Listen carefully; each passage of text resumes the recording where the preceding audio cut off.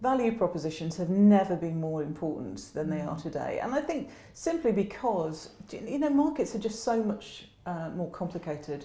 Markets have shifted, customer buying behaviour has totally changed thanks to the internet. They have more choice, which means that customers now have the power.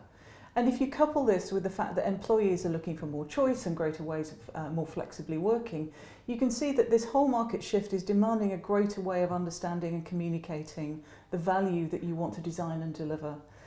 The challenge is, a lot of the time, is what we're finding is that organisations and management teams are staying with the same strategic planning processes and coming up with some fairly static plans in the same way that they've always done. And what that ends up with is a much more left-brained, more myopic way, I would argue, and far more insular production of thinking about the way forward rather than engagement and different ways of working. So if you think about that markets as systems, you're seeing that dynamism, that complexity, that fluidity is required as you start to design and define the way that you want to engage with the world. And rather than sticking with the tried, tested and somewhat more comfy, and certainly when we're talking about value propositions, we have people and their needs and wants and desires and values right at the centre of that. Absolutely. So yeah, absolutely. So our take on business is that it's getting ever more complex, and it's not, that level of complexity is not going to go away anytime soon.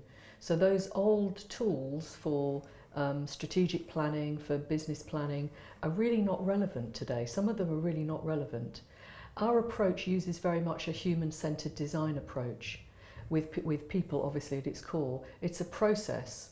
It starts with the people that you're actually designing for and ends with new solutions tailor-made to meet their needs. And it's very much about building deep empathy and understanding those people at their heart. Designing for your customers, designing for your employees, designing for all key stakeholders. And then generating tons of ideas, prototyping some of those ideas, creating some prototypes for some of those ideas, sharing and testing those at the earliest opportunity with those stakeholders, with those customers, with those employees, and then actually launching something. And in fact, we've got a great example.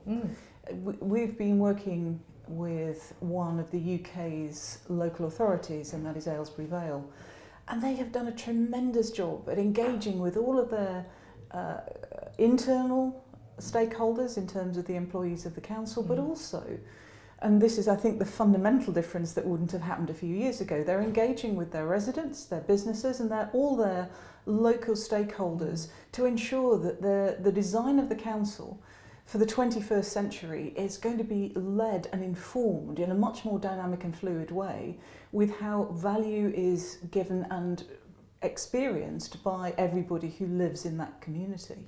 Absolutely, and I think and Aylesbury Vale are a very innovative council, and they recognise that the tools that they were using years ago are not appropriate for today's complexity and the fast-changing, fast-moving world that we're living in today.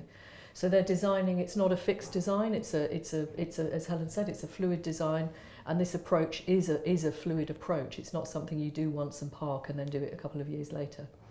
So value proposition in our definition is actually at the core of your new strategy.